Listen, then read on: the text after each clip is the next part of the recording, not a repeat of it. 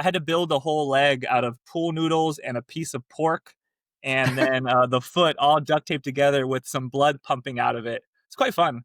See, this is why I love this shit. Yeah. That's awesome. Welcome, fellow Lushes. Come on in, pull up a bar stool, and enjoy some cocktails with Dimples and The Beard.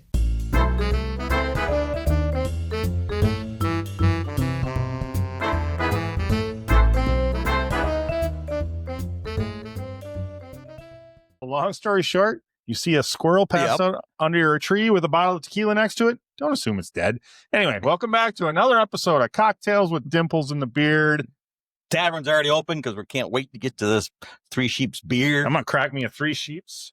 Ooh, what do you do? Chaos Pattern Hazy IPA, award winning. That's a lot of their beers award winning. Yeah, they are a fantastic brewery located down in Sheboygan, Wisconsin. I really poured that like ass, but that's all right. Look at it go. It'll still taste delicious. That'll be delicious. And while that's settling and you can taste it. Well, let me say big thank you to Three Sheeps for supplying us with quite a bit of beer. Yeah. So, not just 3 cans. The rest of it is in the refrigerator. Are you kidding me? And like a 6-pack of each. Wonderful brewery, fun place to be. Go hang out there if you're ever in Sheboygan. I almost said Sturgeon Bay. Sheboygan. And tell them we said hello. And they'll get you a big thank you. They will. Yes, they will say and they will serve you a delicious beer if you tell them if you pay them that we came.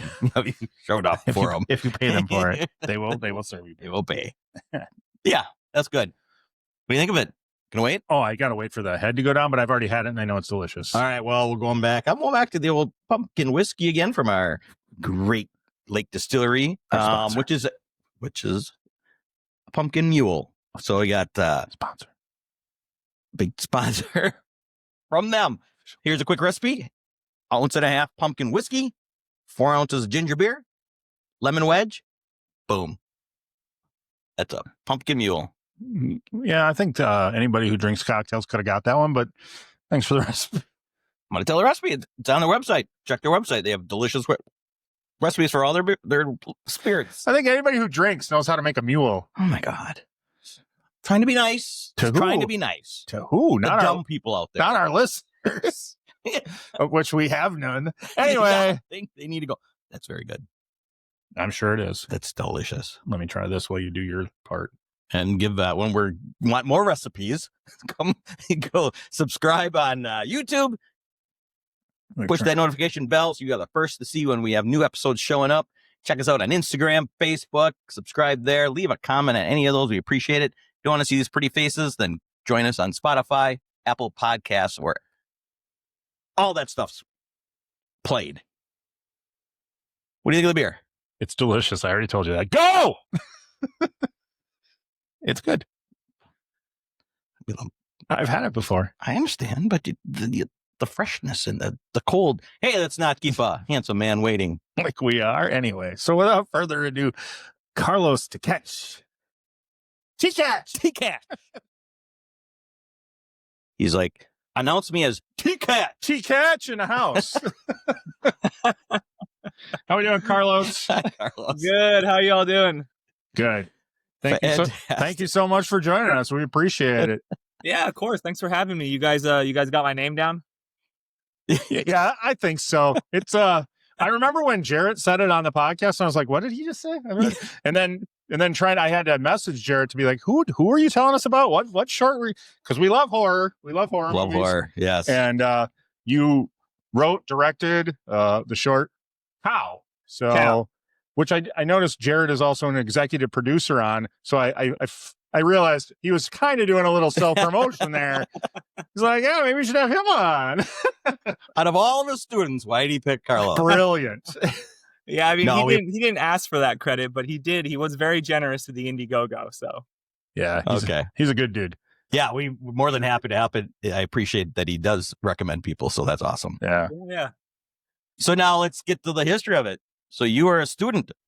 Yes, I am 39 years old and still a student. Am I allowed to curse on this, by the way? Absolutely. Okay, Fuck yeah. yes. I'm still a fucking student, and it blows me away that here I am.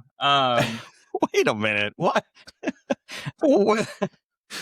We'll just assume you Wait. love to learn. When you say still a student, you haven't been a student since high school No, until no. now. No, I dropped out of college when I was like 21 after 3 years and was like, fuck this, never again. I hate this place. And then I went and worked a bunch of minimum wage jobs, and I was like, well, this also kind of sucks. And I liked books, and the only book people I know over at school. So I went back to school when I was 20. I got my bachelor's when I was 27. I got my master's when I was 30, and I'll get my PhD next year when I'm 40. So I've taken some time in the meantime to work and to travel and all that kind of stuff. To climb. We've seen a lot of video and pictures of you climbing. Yeah, climbing is I wouldn't say my first love, but I kind of quit doing creative work in my 20s, and climbing filled that void. And now in my late 30s, I'm coming back to creative work all over again. It's kind of a weird circle. Sure. Okay, so you said you love books. Yes. And so the whole time, I guess when you're traveling like you did, you can read books outside. So that's when you didn't stop reading that whole time you were working, did you? No. And one of the reasons I dropped out of college was because being an English major was kind of ruining books for me. It was just making it into work, you know? Yeah. And so, and you know, one of the hard things about being in school now and studying literature is that I can't really read for fun. My brain just won't allow it anymore. I can read comics. That's the thing I've learned recently. I can still read comics for fun. But yeah, reading. Jared's got a lot of those to recommend. That's for sure. Yeah, that's Jared's whole thing. I took his comic book class. That's how I got to know him. That's crazy. Yeah, no, I've been reading. I think I could read since I was 4 or something like that. It just was a thing that came to me. I don't have any agency over that. I didn't decide to be a reader. I just was a reader from a young age. Yeah. My mom started giving me, you know, she gave me Lord of the Flies when I was in 4th grade. She started giving me Dickens when I was in the 5th grade. She wonders why I came out a little bit more progressive than she is now. Yeah, I was gonna say that's reading. That's some involved reading. Yeah, but I was also reading Goosebumps. I was reading Hank the Cowdog. I was reading Nancy Drew and the Hardy Boys quite a lot. Oh yeah, now you're talking my speed. That's what I read when I was younger. I'm a little bit older than you, just a few years. But so in that reading, did you read a lot of horror? And I guess I'm just trying to get to writing your first short movie. You picked horror as opposed to something else. Yeah, I mean, so my first, I was thinking about this as I was kind of prepping for this, or like just thinking about it all day today. My first real engagement with horror in a narrative form were the Goosebumps stories, R.L. Stein. Okay, sure. I just like ate those fucking things like candy when I was in the 4th grade. I remember it was 3rd and 4th grade because I lived in LA at the time, and I moved to Bakersfield, California in the 4th grade, and I just ate those like crazy. And then in the 6th grade, I started writing short stories, and I wrote this short slasher story that involved a bunch of my fellow students, and they all died. And I'm pretty sure that would have gotten me in like a huge amount of trouble these days. I was just thinking that. I was like, wait, did this get you at least sent to the principal? I would imagine. I don't remember. I just remember my friends liked it. My mom. Did you hand it in for a class? No, it just got passed around students. Oh, okay. Yeah. All right. So maybe they never found it. Maybe they ignored it. I don't know. And then my first like cinematic involvement with horror was Misery. My mom rented me the movie Misery when I was like 12 years old, which is like Great an insane thing to do. Yeah, right. For a 12-year-old. And I was hooked on horror ever since. I just have always kind of loved horror. I used to make short films when I was in my late teens and early 20s, and they were all short slasher films. Cool. So when I decided that I wanted to kind of like rise from the dead, this old goal of making some short films, horror seemed like the natural thing. It's cheap, it's effective, it has a built-in audience. Yeah. It's so much, I can't express enough how much fun it is to just do stuff with the blood and guts. All the time there's like gore. We're just laughing the whole time. It's kind of a right. I don't know what it is that's so fun about it. So it just seemed like a natural fit. My cinematographer, who's one of my best friends, who made Cal look as good as it does, he was not a horror fan prior to this, and I had to kind of drag him into it. And it was very funny to see him orient himself around.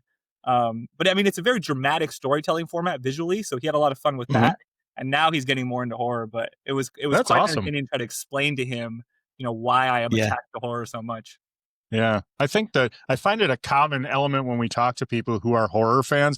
A lot of people that got into horror did get into it at a young age. You don't run into a lot of people who started watching horror in their 20s and really love it. Like, I have a 10-year-old daughter who I'm slowly trying to like. I know the push has to start to happen now. Like I watched Nightmare on Elm Street the first time when I was 8 because I had an older sister. So I'm like, now's about the time. Yeah. Goosebumps really is a great introduction. Right. That's it what I keep really thinking. is. So good. I mean, I can't wait to go back and reread some of those. It's been, I don't know, 30 years probably since I read. Yeah. Yeah. It's funny with horror because like, my mom rented me Misery, which has got violence, it's got terror, it's got psychological horror. My mom was renting me all sorts of stuff. She bought me Pulp Fiction when I was 16 years old. But at the same time, I wasn't allowed to watch anything with sex.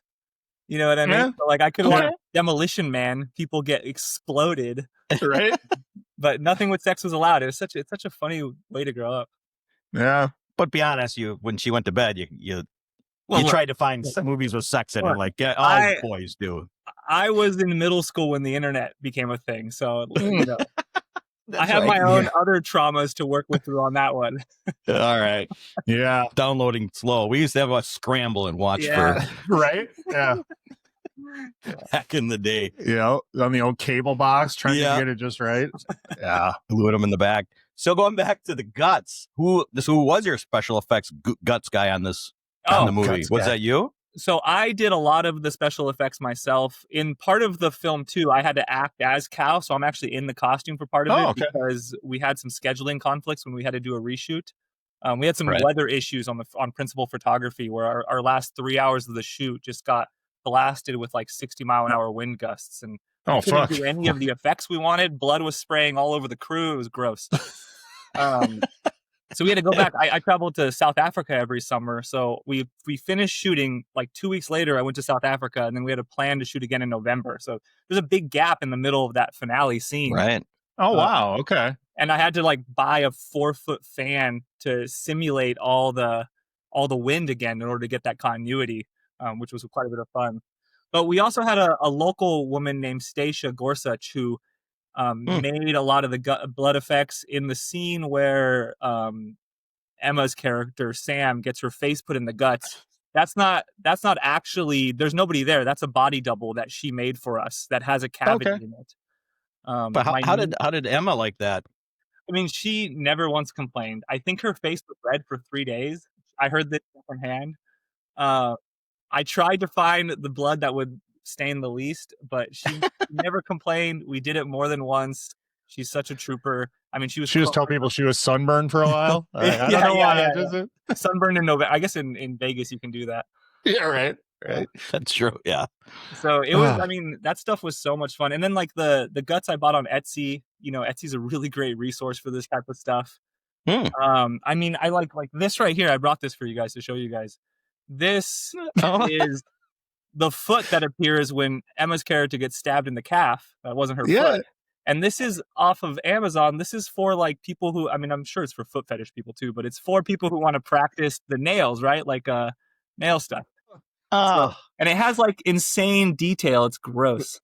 That is a lot of detail. Yeah. That scene with that.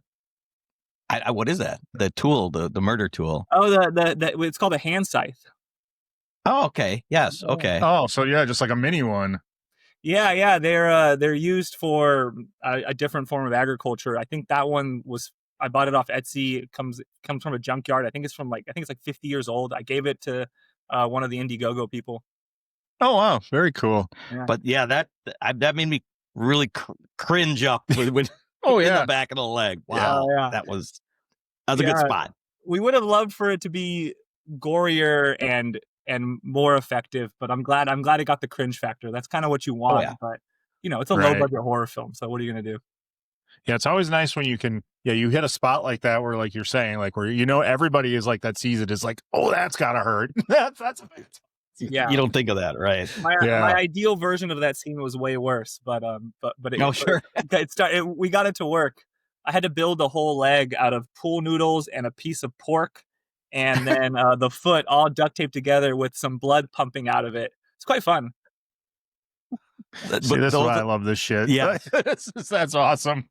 Those stories are what make us keep wanting to have new horror people on because of the stories like that. But that's what's cool about, and we love horror movies, and we love how the indie low budget horror movies have had this resurgence, and it is so cool to hear how you guys make your stuff work, and where there's a will, there's a way, and it's crazy some of the things that we've heard that that have been done for movies, like how they did them. So I mean, for that particular effect, we shot the night before, and we were out shooting until like 1, 2, or 3 in the morning, and then got home and I just could not sleep. I was so nervous because this is my first production. We had like 16 people on set every day, so it was like a medium-sized production for me.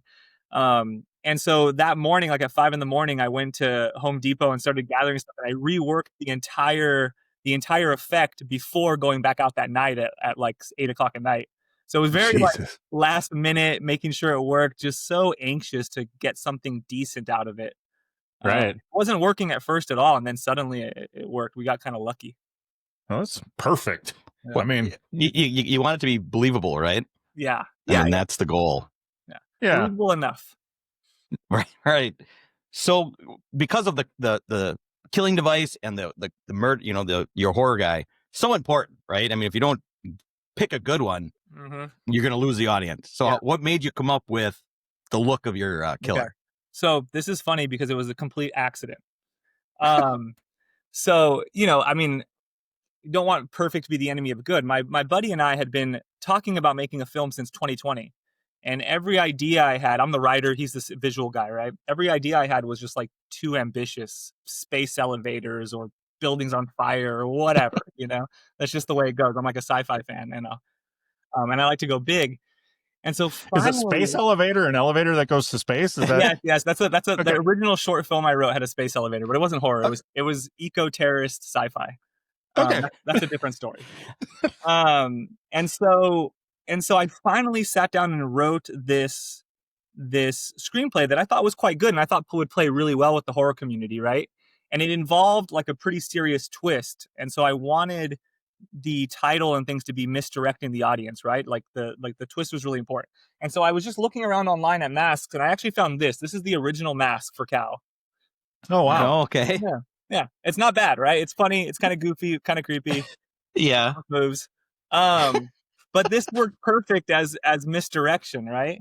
So the working title of this original short film was just Cow, based on this slasher Cow, and then there's a twist at the end that makes you rethink the whole thing, right?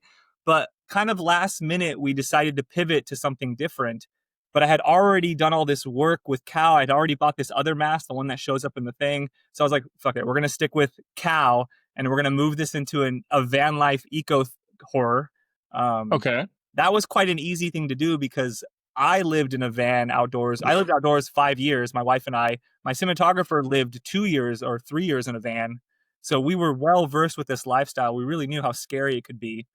And I'm interested in, Stephen Graham Jones, kind of environmentally concerned horror. And the cow skull is a perfect image for that type of thing, right? Because it has such strong ties to industrial agriculture. Same with the hand scythe, right? The hand scythe is used for industrial agriculture as well. Yeah. And so the symbolism just kind of fell into my lap there, especially when you have a group of characters who spend all their time outdoors, but really they're dragging as much of civilization to the outdoors as they possibly can, right? Yeah. That's kind of the stuff I was thinking about as I was rewriting the script frantically as we were approaching last minute production day. Yeah. Are you rewriting as you're shooting practically? I mean, the original script had Cow jumping in the van and running over somebody. And like 2 days before we shot, we went to test the effect and we're like, that's not going to fucking work. Like, that looks terrible. There's just no chance. So like literally the day before shooting, we're rewriting the ending. And then when we did reshoots while I was gone for the summer, I rewrote the ending. The whole face and the guts thing was not in the original script at all. That was me just being like, okay, we got to reshoot. How can I be as maximalist as possible? Get the maximum gross factor, but also something that's thematically, I think, kind of on point, right? He's kind of putting Sam's face in her own mess to a degree, right? And so, yeah, I'm so surprised at the end result, which is wonderful. If it came out exactly how I imagined, how boring would that be? Right. Well, exactly. Yeah, that's true. Was the mask you showed us? Is that what was used when Sam looked in the distance? The Oh, glowing no, eyes no, cow? no. In the distance is a composite of a coyote. Um, at the very end, you're talking about? Yeah. The Yeah, glowing yeah. eyes. Yeah. That's a coyote if you have a bright enough screen. It's pretty dark, but we wanted to keep it dark. Yeah. Okay. Well, Yeah. and I don't know how much we're talking about this, and it's right now. It's like people can't go watch this on YouTube. It's out on the film festival circuit. So I don't know how much you want to give away. Right. We were talking about that before and talking about whether it was supposed to be a cow. And I thought when I said, I'm like, I think it looks like a wolf. Yeah, That's what it And I'm wondering, does, but like, to me, the four characters around Sam, yeah. like all seem to be wearing different masks from different animals. Yeah. So I was wondering, like, is this her animal that's watching her at the end? Yeah, that's exactly right. Right. Yeah. Okay. And so if people want to, they will eventually come out on YouTube. I just have to wait until I get more rejections. That's how it goes. and then so if people want to like stop listening or skip ahead on some spoilers. Yeah, I call them the Animal Council. I think one of my instincts in storytelling, which in the short form actually I think is a bad instinct in some ways, but I just can't help myself, so it's too bad, is to I want to hint at a broader world, right? You have these hints about their relationship. You have these hints about this other person that she's having an emotional affair with. You have these hints about the state of the world with the gas shortages and all this type of stuff, right? And you have these hints about it's not a lone attack. There's some sort of group there, right? And there's some sort of reason they don't kill her. They take her instead. And I have like 70 pages of a feature version written where you get a lot more explanation out of this. Not enough to satisfy anybody, but I like keeping things vague. But yeah, but is that not the goal? Just make it into a full feature where you can expand on all this? If somebody wants to give me the money, I will make it tomorrow. But yeah, I would love to do that. But I'm also working on a few other scripts that I think maybe are more marketable. And I think might work a little bit better. So Cal might get thrown back. Although I feel like a van life horror film has quite a lot of cultural credence quite suddenly, right? And who knows how long it will last. It does, and the killer. I mean, being these people in these masks is just. I mean, it's a frightening look. Like the scene where you all of a sudden can see all four of them as they come up from behind him. It's a frightening concept, and so you take that and they're out in the desert where these people are van. I mean, it makes for a good scary movie. Yeah. So I'm not writing that one off, but I gotta like finish my dissertation first and stuff. and get a job PhD and stuff. I got shit to do. Presumably I got to get a job. Presumably. No, you're talking to two guys who barely made it out of high school, so we don't know what PhDs look like. But no. Well, at this point, I'm pretty sick of my PhD. I love it. I love literature. I love literary analysis. But 5 years in school was the longest stint of school I've had, other than elementary and high school and stuff. So I'm ready to have some time to myself. Yeah. Well, going back to your living outside for 5 years with your wife, you didn't have much alone time there, but what made you do that? No. Live outside for 5 years. So, it was another accident. My life is full of these things, I guess. So Bob Ross, happy accidents? Yeah, happy accidents. Yeah. Right. Yeah, Bob Ross is a perfect example. I love Bob Ross. So I went back for my master's program after I started climbing. Climbing kind of came into my life at a time when I was partying a lot. I was doing a lot of drugs, the fun drugs. I took pop culture's message really seriously. The fun stops at psychedelics. We all know exactly. This, right? I had friends who were doing cocaine and other stuff, and I was like, you guys, we watched the same movies. What? I don't understand. This never ends well. I've seen Scarface. I know the story. And so stick to the drugs that make people happy. Yeah. But, I grew up in Bakersfield. Bakersfield, we were partying a lot. We were getting into trouble. It wasn't good. And then I started climbing, and suddenly I had something that just invigorated my energies, got me outdoors, made me really want to be better at something. I was quite bad at climbing when I started.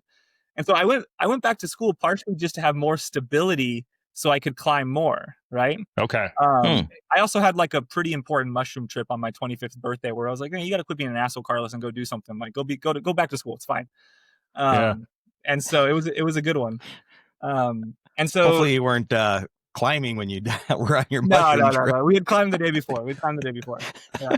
I literally like came down from the mountain, quit my job, broke up with the girl I'd been dating for like a year, and registered for college that week. I think my parents were extremely confused. Yeah. So yeah, fast forward to me getting my master's. Okay. There's a place called Bishop, California. I don't know if you guys are familiar with it. It's one of the most beautiful places in the world. It's on the eastern side of the Sierra Nevadas. It's just epic. It's gorgeous. And there's world-class climbing there. I learned to climb about 4 hours from there. So while I was learning to climb, while I was in school, I was going there a lot. And I had a friend who lived there. And there's a community college there, really small community college, like 150 students on the ground. It's a sister campus to a larger one down south that serves rural areas with these satellite campuses. And so I was like, I want a job there. So as soon as I graduated, I called them and I was like, hey, I want a job. And they were like, well, we can give you one class and it's $800 a month, which is not enough to live in this small mountain town. So my dad and I bought a van, and my dad's a carpenter. He helped me build out this van. And this was just supposed to be like a stopgap. I'll live in the van during the fall months when it's beautiful up there and it's easy. Van life is common in climbing, so it wasn't that big of a deal. I had done some longer trips in a minivan before. But after 2 or 3 months of not paying rent, of having a lot of free time, I mean, they gave me another class, so I could have afforded rent. I was like, fuck it. Like, I'm just going to stay doing this. Yeah. Okay. Around that time, I met my now wife. She was working in Yosemite, but I met her in the climbing gym in Mammoth Lakes. And I showed her my van. I don't mean to stop you. How do you pick up a lady and say, you want to come back to my van? a very special lady. A very special lady. Yeah. She's like, no, let's go to my van. It was 10 in the morning. I showed her my van, and then we went and got a beer, and I had to teach that night. So she was, immediately a special one. Nice. Obviously. Yeah. Congratulations. She ended up becoming a substitute teacher in the area, getting her own van. And so then we had 2 vans that we would park next to each other for like a year. You're living in a double wide. Yeah. Right. Basically, yeah. First time I ever heard of that, but that's perfect. Did you park them so that at the doors so you could go just back and forth between them? Yeah. Yeah, just like that. Yeah, I would wake up early in the morning and to read and go in my van so I wouldn't wake her up. She likes to sleep. Nice. Yeah, so we ended up buying an 18-foot trailer, but it was a summer trailer. It didn't have a bathroom. It didn't have a working fridge. It barely had electricity, had a stove. And, if it was 8 degrees outside, which it would get to be 8 degrees outside in Bishop, California in the winters, would be like 12 degrees inside there. So we were roughing it even in this trailer. And yeah, we just saw no reason to stop until we moved to Vegas for school. Wow. We loved obviously, 5 years is a long time. We loved it. That has to be a big change then when you finally move into an apartment or whatever. When you go to Vegas, like being strapped down to something now. How did you adjust to that? I mean, 5 years is a long time. We loved it. I learned a lot. I kind of think of it as like my Walden in the woods moment, right? It's like if I had to pee in the middle of the night and it was a blizzard outside, well, guess what? I had to go pee in the blizzard. So it's like, the most mundane parts of your day become some of the most exciting parts of your day because they're so difficult, right? It really wakes your brain up. I really enjoyed it, but also it's not legal. There's that. If you want to start a family or something, it's not exactly a way to do that. We were kind of stuck in our jobs there. There was no room for advancement. I'm not really a person who thinks in terms of career too much, but I didn't want to be teaching the same course for the next 25 years, Sure. And so it just came time to make a move and do something. Vegas was an obvious place to go to because the climbing's good. Her family's here. And this is a really good English program. But you can't do the van life thing in Vegas. Otherwise we would have tried. It's just no good here. Sure. So, I thought it was going to be a harder adjustment, but because we were doing it because we wanted to, not because we had to, it didn't feel that bad, Okay. I'm curious though, the scene in Cow where he has to go out to take a pee in the middle of the night, did that come from like one of your nights? Did you get freaked out one night taking a pee in the middle of the night? Oh yeah. It's Nice. terrifying. And you're in places with bears. One time we woke up and we're pretty sure a bear was crawling all over the top of our van because we were in Tahoe and they have these small kind of like medium-sized black bears, right? So it was like whatever it was that was shaking the van was too big to be a raccoon, and the next thing up is a bear out there. Yeah. We spent some time in the South. We were on the road one year, and I'm from California. I have certain unfair biases about the South. I understand that. But you go out to pee in the middle of the night and you know that everybody within 100 miles has a gun. It gets a little worrisome. Right? Yeah. You walk a little too far to take a pee and you get shot. You can't pee there. Boom. Right? Yeah.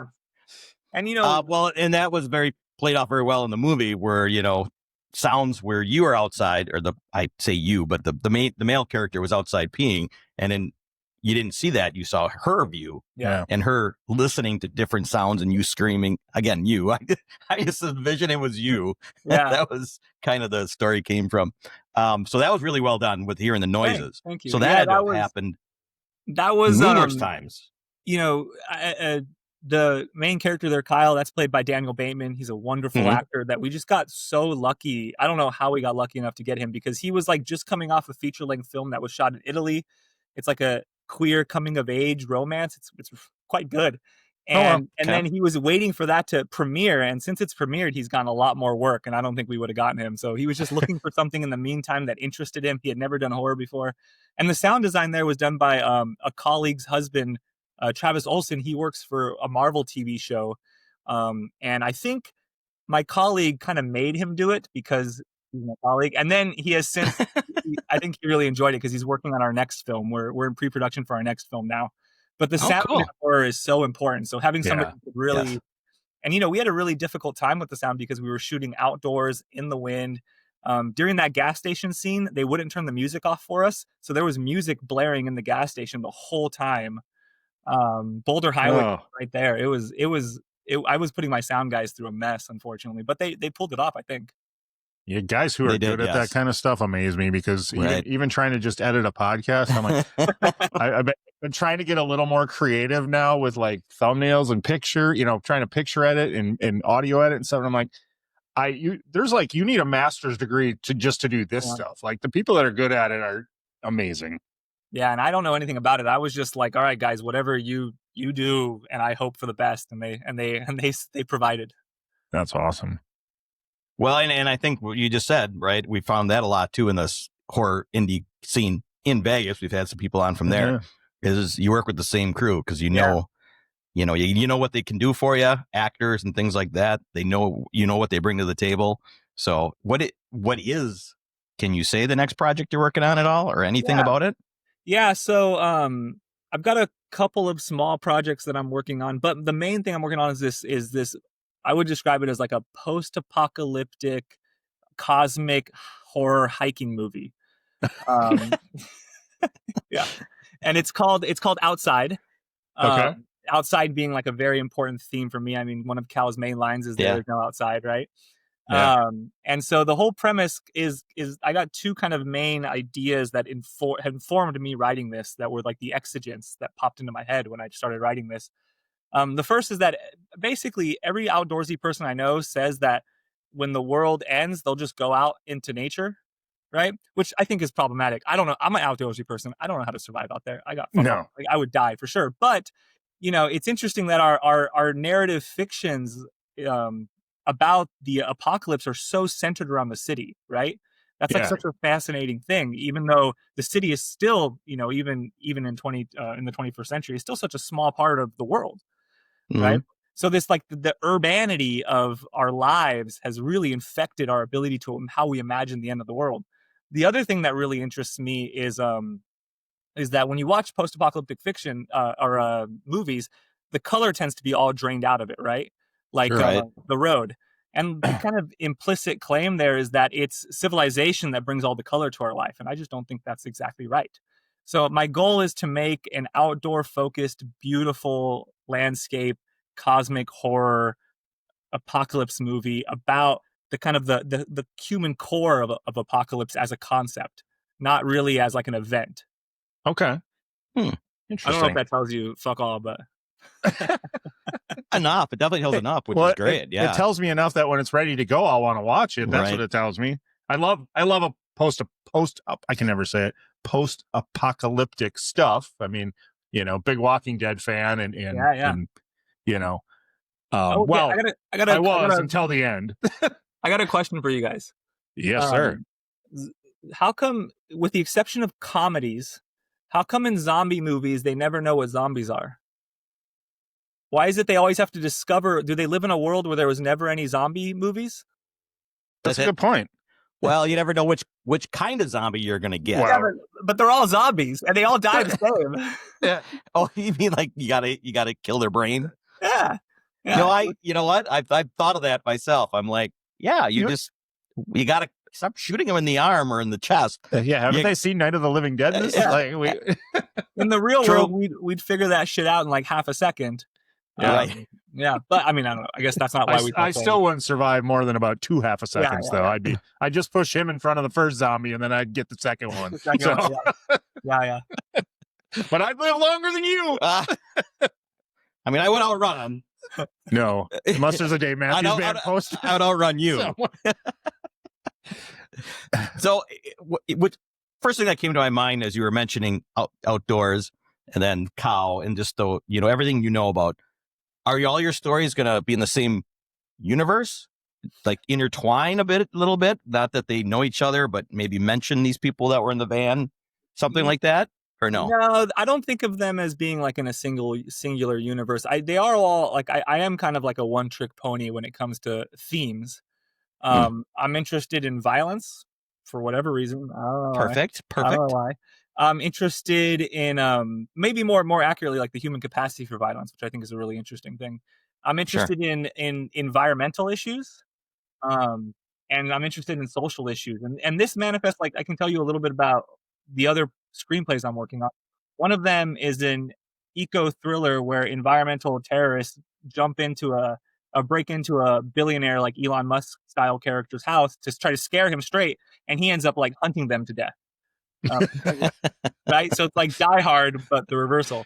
Talk about your ultimate backfire. Nice. I'm also working on like a kind of classic style sleepaway camp slasher, but it's an evangelical sleepaway camp like the ones that I went to when I was a kid, and it's called Thoughts and Prayers because I think that's like the title.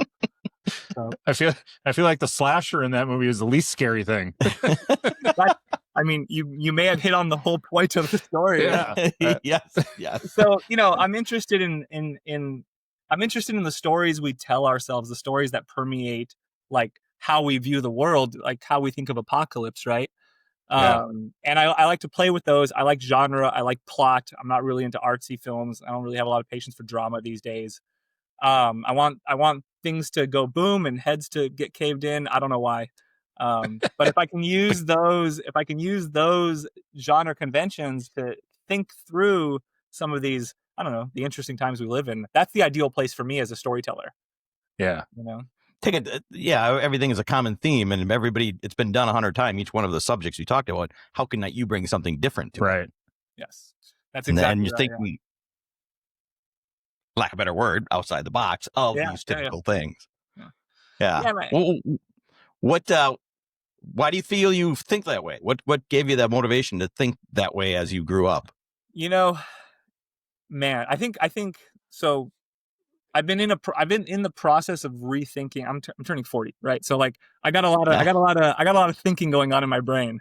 I'm getting like preemptively reflective about my whole fucking life. It's exhausting. I don't recommend it. Yeah. But I was raised in an evangelical household, right? Where like I would go to summer camp and people spoke in tongues and all sorts of stuff. I was an evangelical Christian into my 20s personally. Okay. And that tells you a very specific story about the world, about your place in the world, right? Right. At the same time, I was going to school. I was going to science class. I was super into dinosaurs. My parents bought me like the Encyclopedia Britannica. I would love anything about space, and so that tells you another version of the story about your relationship to the world, right? And neither of them ever quite made full sense to me, and they seem to never want to touch each other. My favorite example of this is my aunt. I had like this dinosaur book, and my aunt walked up to me one Christmas. I was like 8 years old, and she goes, Noah's flood is where the dinosaurs died. And I was like, I don't know, Aunt Maggie. I think this book says it was a comet. And so it's just like these competing narratives were a part of my life, right? And then I read Lord of the Flies. I mentioned Lord of the Flies earlier. I read Lord of the Flies in 4th grade, and that shit just blew my fucking mind. Yeah. And it made no sense. It didn't try to make sense. It wasn't giving an answer. All it was doing was it was I mean, what is it that Dune says about it? The universe isn't a question to be answered, but a mystery to be experienced. That's what reading that book was like at 9 years old, right? That's kind of Sure, cliche these days, but I'm a bit of a psychedelic at heart, a psychonaut at heart.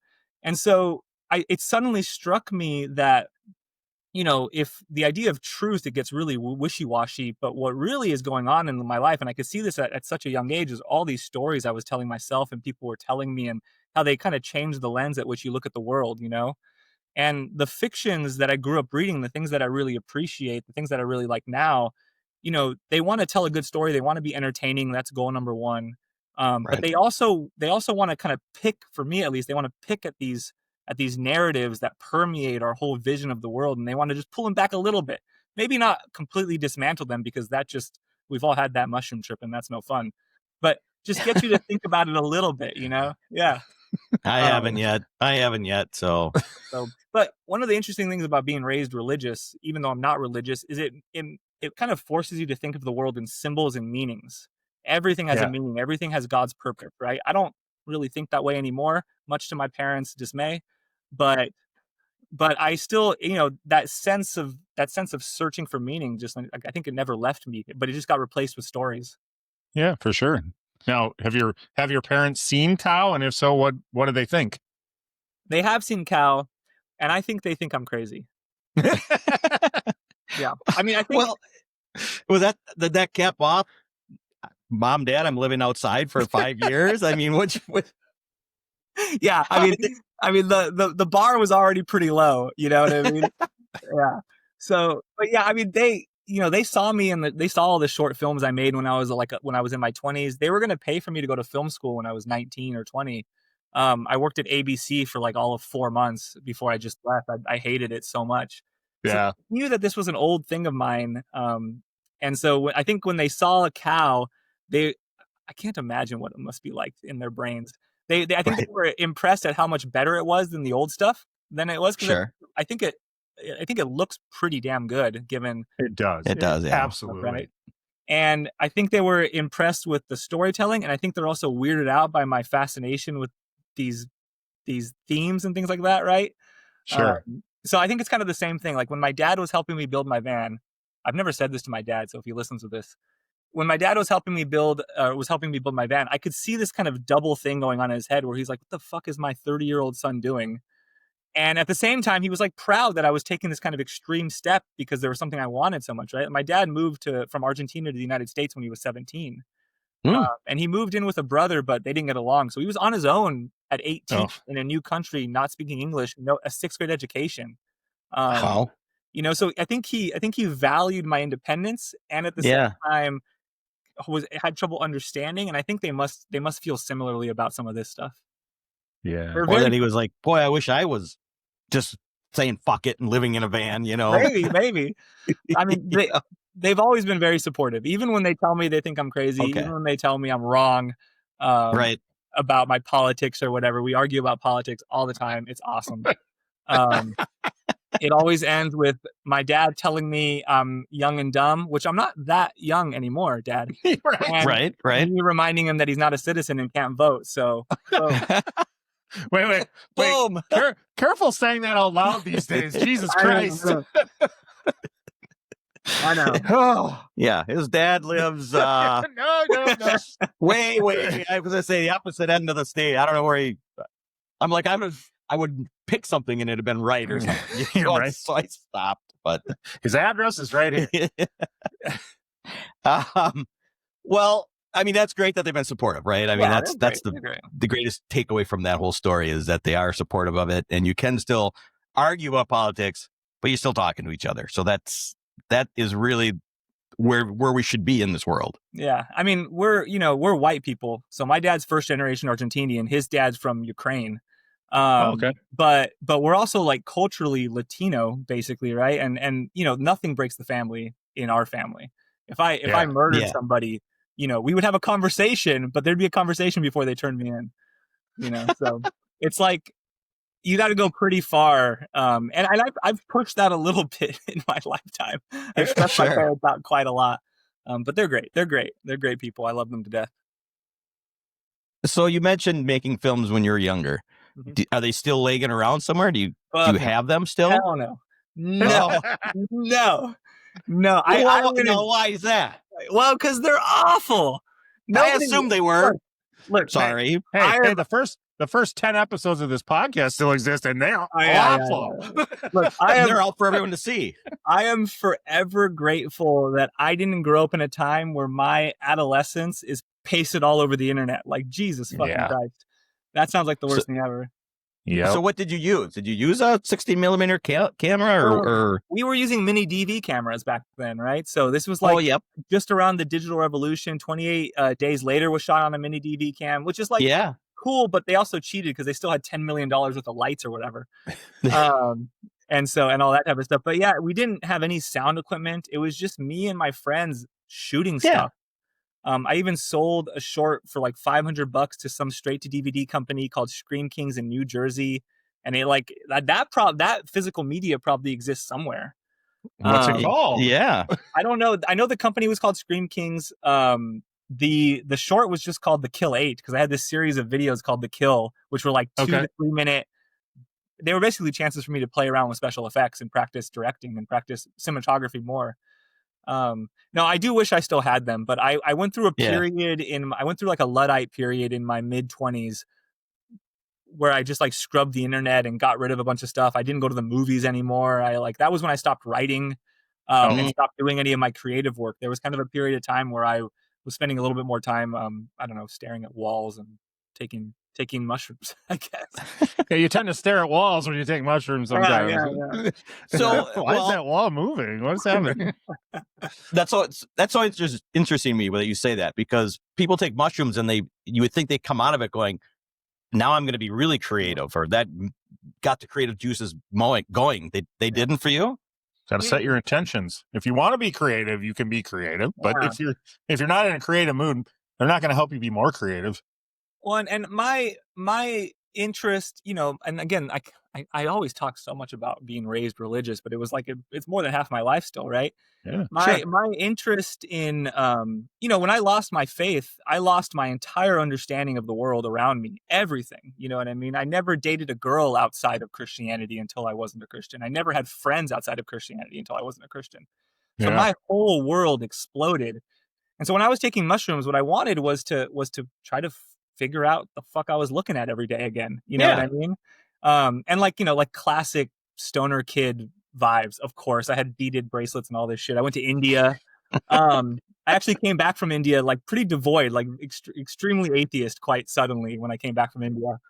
But yeah, so what was interesting to me was like these what happened with mushrooms was my interest in writing stories and my interest in making movies had always been an interest in doing those as a career, which is not a real thing in my opinion, right? Like when I started doing mushrooms, I started to really take the world around me and the world of people a lot less seriously, and one of the victims of that was my desire to make things for other people. You know? It wasn't until I kind of started teaching, I went back to school and I started teaching, that I started to realize that engaging with the world is the right way to respond to these types of things. And then now I'm like kind of on the opposite end of it, where I want to make things, I want to share it with people. It's kind of it's been a long arc. But you're making things for you and primarily wanting people to enjoy them, like sharing. And that's why I don't really have any ambitions in terms of career with this stuff. I'm a teacher. I've been a teacher almost 10 years. I love teaching more than anything. And I don't really ever plan on stopping that. I'm going to continue to make things. And if by some accident it gets to the point where I'm spending more time than doing that than I am teaching, well, I'm going to have to really think about that. Yeah. That's not my intention. And in some ways I feel lucky that that's not my intention, because I just get to do it for the fun of it. I don't have any of the anxiety about what people think and stuff, I don't have to worry about sales and shit. Yeah. You're right. And then you can be more free. And when people say, I'll give you the money if you change this, you can say, fuck you. I'm going to, nope, I'm going to do it my way. I mean, depending on the amount of money, now we get it. Amen to that. Look, I'm gonna be 40. Okay, like I haven't had a full-time job since I was 20. I got to make some money eventually. We've done ad reads for sex toys, so we are sell-offs. Yeah. You're doing the Lord's work on that one. I see no problem. Right. No problem there. Yeah. Just making people smile. If somebody will send a check, I will read your ad read. I do not care what it's Well, for at this point. I know you. I was giving him a little more credit than you. Look, I'm an idealist by nature, but also I want to make a movie one day. One of my goals with Cal, I want to make a feature-length film one day. I don't care if it's good. I don't care if it's successful. I just want to do a good job by my own standards, and I want to make one. I don't care if it ends up in theaters. I don't give a shit about any of that. I want the experience. And what I've realized is that's gonna require me to convince people to give me some money, and that might mean that I have to compromise a little bit. And given the state of the world and how little compromise there is, I think, I mean, I've been wrong about most everything in my life, so I figure I can compromise a little bit. Well, I think it's fun. I know we had Bryn Damai on, and she has a feature length coming out soon. It's called Never Return, and we took part in her. I think it was an Indiegogo, right? And I think that's fun to be able to be like just a tiny little part of like art that you enjoy. That you like. I don't have these skills to make these kind of things, but to know that I was able to help somebody who does, it's a fun thing. And now, I know, like in that movie, somebody's going to be wearing a Cocktails with Dimples and the Beard shirt. And I'm like, that's fucking awesome. Well, that's cool. I struggled with the Indiegogo a lot. That was the first time I'd ever done that, and I just like struggled with the idea of asking people for money. I have what has been called the negative money mindset. Okay. For sure. That one, I live with that one close to my heart because I wear that like a badge. And so I just struggled. But what I realized was that people kind of took it the way that you're expressing, right? People were excited about my friends were excited about the opportunity to be involved, to support me, to show that support in like a real way, It'll be much easier on the next one, I think. Right. The more you do it, but he's right. Yeah. I mean, this is, if you love it and you respect that person and you like their vision, hell yeah. Why wouldn't we help you out? Yeah. Yeah. It's a cool thing. It really is. Cool. Yeah. So someday maybe we'll see one of our t-shirts in your movie. Yeah. Definitely. I mean, we can make that happen for sure.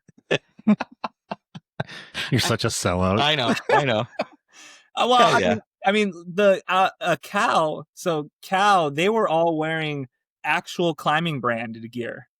Okay. With climbing brands that I had connections to at the time, right? And I tried to be as subtle as possible, but this was a way for me to get them to share it on their social medias and all this type of stuff, right? Absolutely. And, you got it. We had a big conversation, my cinematographer and I, about whether or not they should have branding on them, because the general convention is you don't do it, right? Right. But climbers are, I don't know, if you go watch some climbing media, we're extremely branded people. We're like the most material branded people on the planet. If you had two climbers with no climbing brands on their chest, I would not trust the narrative at all, because it's just so far from reality. Okay. So it was really important to me to have these brands on them, except at the end when we were tearing their shirts up and stuff and covering them. So yeah, it's kind of funny the way that works out. But I mean, I thought it was super fun. Well, you're right, and it's the world we live in now with trying to promote everything via social media. Anybody that you can get to share it for you and put it up is a good thing, right? Yeah, so one of the main Indiegogo supporters, one of the Michael Sabatini, who shows up in there, the executive producers, he donated a large amount of money. I had never met him before. He found it because a pro climber shared the Indiegogo on his Instagram, a pro climber I've run into a few times, who was just nice enough to do it because they wanted to see somebody making stuff. That made a connection there. So, social media may lead to the end of the world, but also there's these kind of beautiful moments of connection that happen. Right. Might as well use it to your advantage along the way, right? Yeah. I don't know what the answer is here. Well, I think we keep talking about climbing, and my nephew, a couple of years ago, probably more than I expect, huge climber. He found it kind of same thing. He didn't go to school. He quit school. He was smoking a lot of pot, and now he's climbing, and he just loves it. And he actually works for he moved back from Minnesota, and he works for climbing, indoor climbing, and he goes around designing the, what do you call it? The track. Yeah. Whenever you're up there. He's a route setter. Route setter. Thank you very much. I'm sorry, Liam. I should have known that. You tell me. So he tells me about it at Christmas time. So yeah, every year. Yeah. He loves it. Awesome. Yeah. I mean, I got a job in a climbing gym 4 months after I started climbing. I worked for, I think, close to 10 years as a climbing instructor / guide. I worked primarily with children, 4 to 12 years old. Okay, cool. And even while I was, kind of transitioning to teaching, I spent 4 summers out in Durango, running a climbing camp out there in Colorado. And yeah, I loved the work, but it got to be too much climbing for me. But it's funny. It seems like your nephew's having a similar experience where it kind of like gives you a reason to come back into the fold a little bit, which for me was a good thing. Yeah, he just loves it, and I just love listening to him tell me about his latest adventure. Climbing this, and watching him get so excited about it. Yeah, is what's really cool. Yeah, and I don't know how long you can do that. I mean, there's a point where you just can't climb anymore, right? Because of so one of the beauties about climbing is that it has these different types of climbing. The type of climbing I do is called bouldering. Your nephew will know this. It's like a very physical form of climbing, and it's definitely a young person sport. Like I'm getting up there. I'm like an elder boulderer at this point. I'm almost always the oldest person at the boulders when I'm climbing with people. But there are these other forms of climbing that are less about the physical difficulty and more about just getting out in the mountains. And those people do those into their 70s. Okay. And so like that's one of the things that I'm really excited about with climbing. I played soccer when I was young until I was about 18. And that one has such a short lifespan in a lot of ways, right? Mm-hmm. But this whole climbing thing I get to chase this down all the way until I croak, basically, which is pretty dope. Dude, I'm 52 years old and I can barely climb the stairs.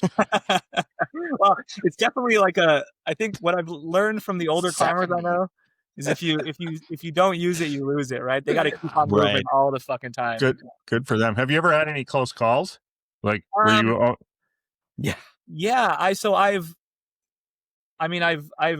broken my heel in a gym. I've broken my pinky outside. You can kind of tell. I don't know if you can tell. It's like still kind of crooked. Oh yeah, yeah. I needed surgery, but this was before the Affordable Care Act, and so I just had a friend who was an ortho tech like break it for me in his kitchen and try to reset it. And I think that is going to be a problem when I'm 70, but that's a future problem. Yeah, you're probably gonna have a little bit of arthritis up in that bad boy. Yeah, and we have I don't know if you're a football guy at all, but we're in Wisconsin, and we have a former Packer. His name is Larry McCarron. And he has a finger that sticks out straight. Just kind of like yours, yeah. But yeah, I went running past him on a trail one time, and he was on the other side of the trail, and he still poked me. That's how far that thing sticks out. That was back in my days when I still ran. That was 2 weeks. So, bouldering, right? Isn't that where you're not really so much high in the air, but you're trying to do like on an angle or almost I don't know. You could explain it more than me. You keep trying to explain it. This is awesome. I'm trying to think of the word. Elevate? No, that's what's kept sticking in my brain. But he was telling me about he does that because he talks about the mattresses you got to lay down, and I'm like, you bring mattresses with you? What are you talking about? So the crash pads, yeah. One of the most fun things is when you're on like a lot of bouldering areas are in kind of normal nature areas, so you come across hikers all the time, and some of them will be brave enough to ask you what the thing on your back is, the crash pad. So I always go with either my laptop case, so it's like 4 feet by 6 feet, or erotic massage table. That one's fun too, to try to avoid that one when the kids around. But no, so bouldering is not about the height. So oftentimes my laptop case. No, I like laptop case. I rarely get laughed for that one. It's like the giant phone joke. Sorry, go on. That's good. No, that's good. I appreciate the laugh because I feel like my wife doesn't think that one's funny. Girls never find that kind of humor funny. They just don't get it. I'm practicing my dad jokes, but yeah, it's about the difficulty, not about the height. But I mean, boulder, you'll do things that are high. I've done some, like we call them high balls, and so there's risk involved there. I blew my knee out this summer on a high ball. And so there is some risk there involved. But it's less risky than, say, if something goes wrong when you're rope climbing several hundred feet up, then you have real problems. And I used to do that type of climbing a lot. I never had any real close calls. I was we used to, I wasn't that good at the beginning, but when I became a guide, I got better and learned more. That's good. Yeah, I've become really attached to the physical part of it, and I really enjoy that part of it. But as I get older, I'm going to go back to the mountain parts because I do kind of miss the mountains. I do kind of miss spending time in the mountains. I think the tallest thing I've ever climbed is like 1,000 feet. I slept on a ledge once, but that wasn't because I had to. It was for my birthday. We just climbed 400 feet up, slept on a ledge, tied in and got drunk, and then went back down the next morning. And so, Nope. Nope. Nope. Nope. but I think bouldering is kind of the most common form of climbing now. It's the way that most people get involved in climbing these days because it's a little more accessible. There's less gear to know about, and like there's less to fuck up, right? If you are going out climbing on a rope with somebody, you're responsible for their lives, right? Yeah. So yeah. Well, you just answered a question, not a question, but when I was watching Kyle, I heard at the beginning, Sam saying, watch highballs, and then about you have too many beers, and I'm thinking, what? She thinks he's an alcoholic because I'm thinking highball is like a highball drink. That's a good point. I think I thought the same thing. Yes. That's funny. Yeah, And then go ahead. Well, it was interesting because one of the reasons I decided to write this kind of van life climbing thing was because I have, most of my Instagram, my social media following that I don't really cultivate it, but it's all climbers, right? Yeah. And so it's like, okay, I wanted to write something that I knew well, something that I could, but then it was always a balance to try to find, talking to the climbers versus talking to the non-climbers. And this is why we didn't show any actual climbing. Number one, it would have limited who could actually be in the film. Like Emma works at the climbing gym, Emma Coonrad, who plays Sam, who did an incredible job. She works at the climbing gym, but she's also an actress. She went to school for acting. I didn't know that. So she went through the audition process like normal. But Daniel's not a climber, although he has quite the climber physique, right?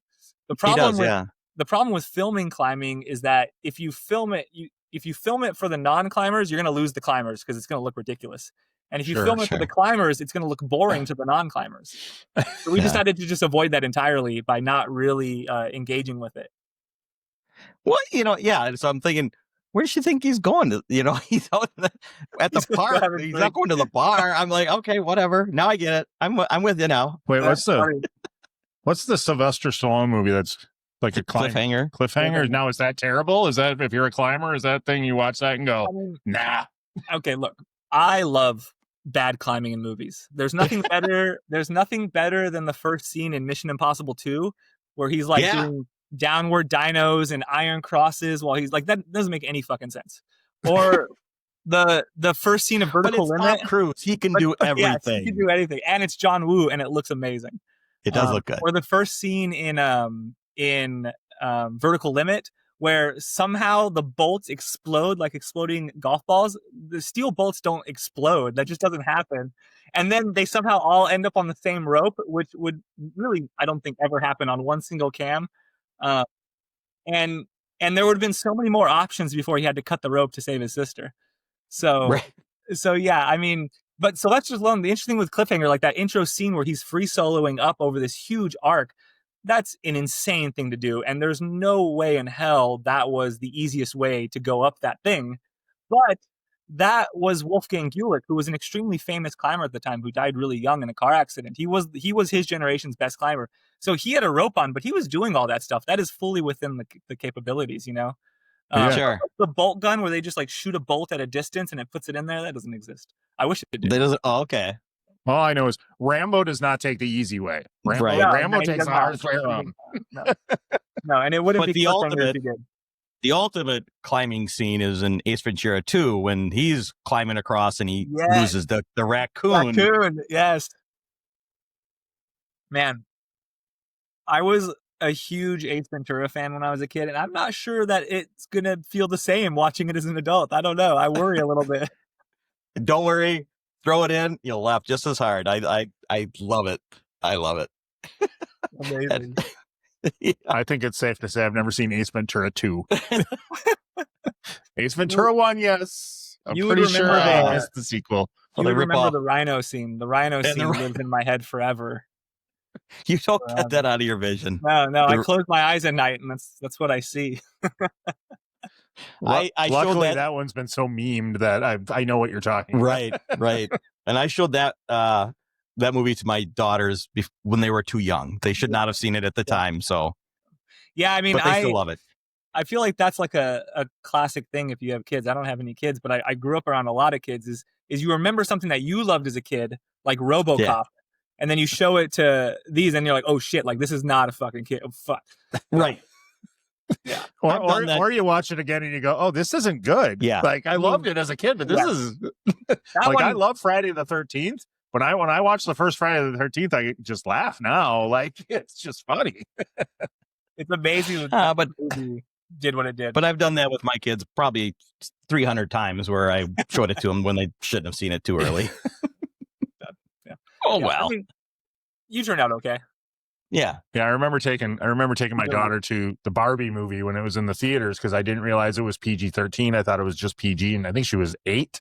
And the first scene is all about blowjobs. Like the whole first song is basically about blowjobs. I'm like, oh, I didn't. I mean, she didn't get it. She has no idea, but that's what we do. I remember my dad, I must have been 12 or 13, and my dad took me and my brother. So if I was 12, my brother would have been like 7 to see Starship Troopers. That was an extremely awkward experience. There you go. Which, one of the greatest movies ever. I love that movie. I think Paul Verhoeven was the best. For a kid, that's a good movie. Yes. Yeah. Yes. I remember so many and boobs. There's nudity, so you got that. I remember being so just not like refusing to look at my dad at all, like just so nervous about it.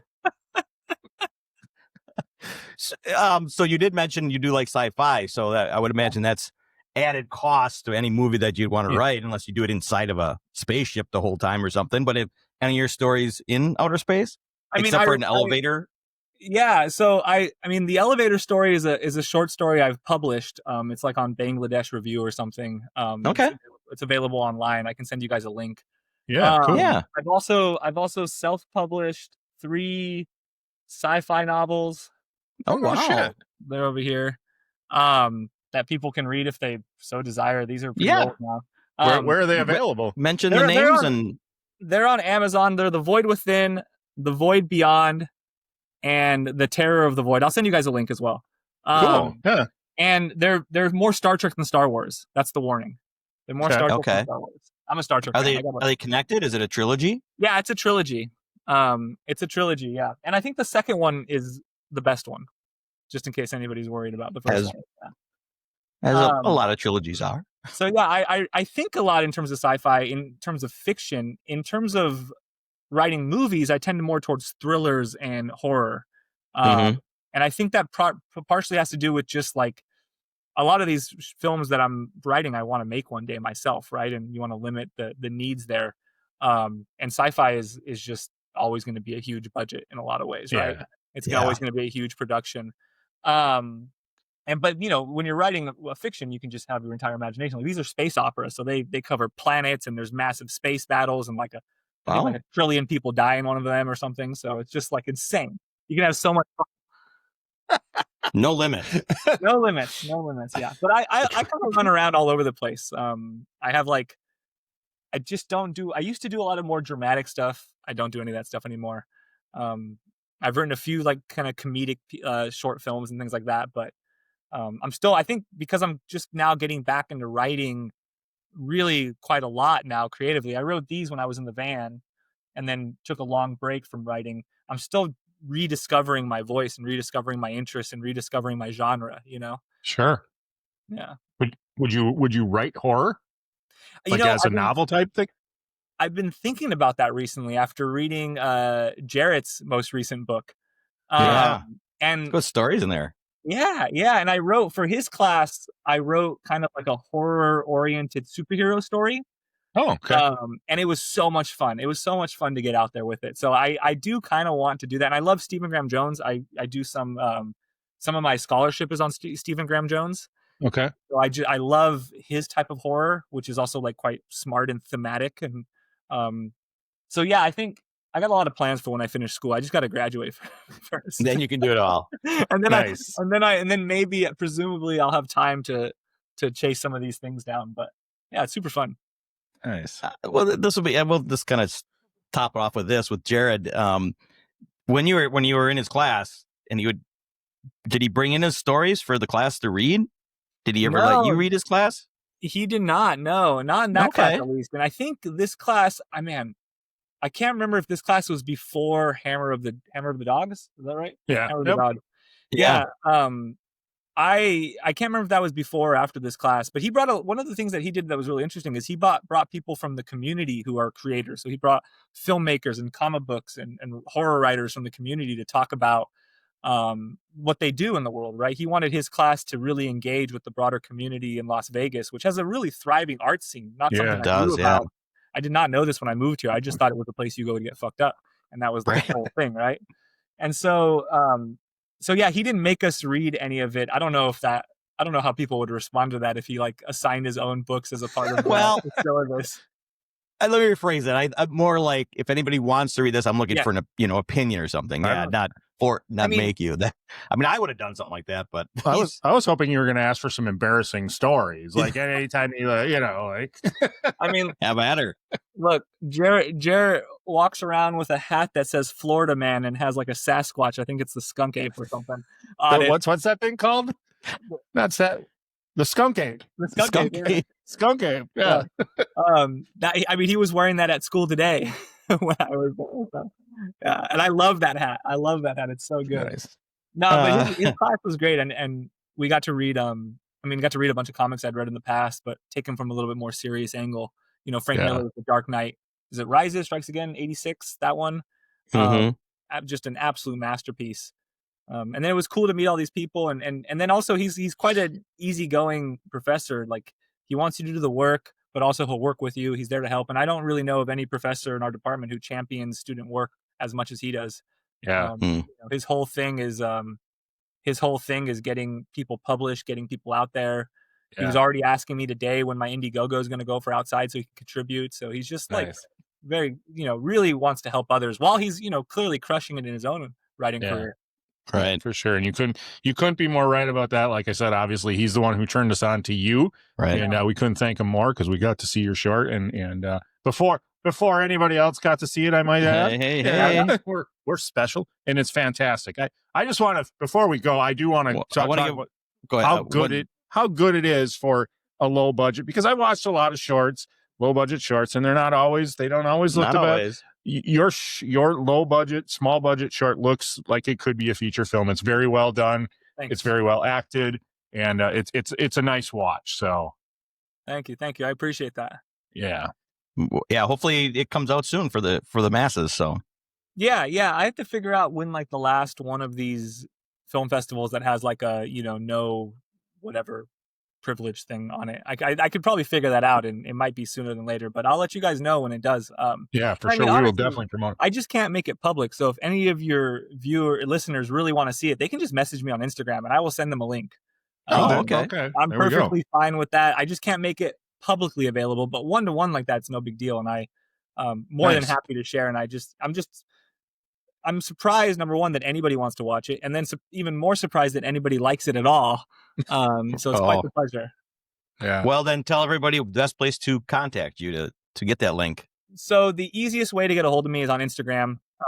I've sold my soul to Instagram algorithm. And so my Instagram is at Boulder Bushido, BoulderBushido, because like all young white men who grew up in California, I wanted to be a samurai until I was approximately last year. And so it's mostly climbing stuff, but it's also art stuff nowadays. It's mostly still climbing stuff, but shoot me a message there and I will happily send you a link. I can't believe you saved the fact that you wanted to be a samurai until the last 2 seconds of this. Right. We would have definitely talked more samurais. Damn it. But no, that's next time for his next movie. We'll talk about samurais. I was just gonna say when you're gonna be like, how'd you think of the movie? I don't care about your movie. Let's talk samurais. Samurais. Yeah, this was a great conversation. When the next one is ready to go and you're ready to promote at all, hit us up. We'd love to do it again. So that's great. I'll let you guys know. Yeah, we're in pre-production. We're gonna shoot in January and then again in April, or March, April. We need to get some snow stuff. And so once we shoot in January, I should have a trailer. Cool. Okay. And I'm in the middle of casting right now, and we've already got one part casted by somebody who's just absolutely excellent. Really, really excited. And this one will be fun. This one will be very different in tonally and all that type of stuff. But hopefully, I think it'll be better is the main goal, right? Is to improve. Yeah. Yeah. Every time, right? A little bit better each one. 100%. Awesome. I don't want to forget to mention that when I was out in Vegas a little while ago and Jared gave me the name of a couple of dive bars to go to. So thank you. So he doubled down. Saloon, he gave me one, and I forget the other, but he gave me a bunch of dive bars to go to. So thanks, Jared. I like Starboard Tack. That's like the one that the English department frequents, and they're like in the neighborhood. It's weird. I don't know why. And it's ship themed, and it's extra weird, and it's awesome. I think that was closed. We went there, and it was closed. Oh, it wasn't brutal. open yet. It was open later. Yes. Brutal. We were looking forward to that one. Yeah, that one's a fun one. I'm not like the heaviest drinker on the planet these days, but I do like that place. Yeah. Awesome. Cool. Well, thank you so much. We really appreciate it. Yeah, this has been fun. Thank you guys so much. Appreciate y'all. And I'll send you links to stuff here a little bit. Yeah, for sure. We'll put them in the description. Let people find them that way. Perfect. Well, appreciate y'all. Love what you guys are doing. And again, just thank you so much for taking the time to watch and have a conversation with me about my weird short film about a killer cow. He wrapped it up right there. I love it. All right. Have a good night. All right. Bye, you guys. Thank you for listening. The tavern is closed for now, but we'd love to have you back for more fun next time. Seriously, though, get your asses out of here.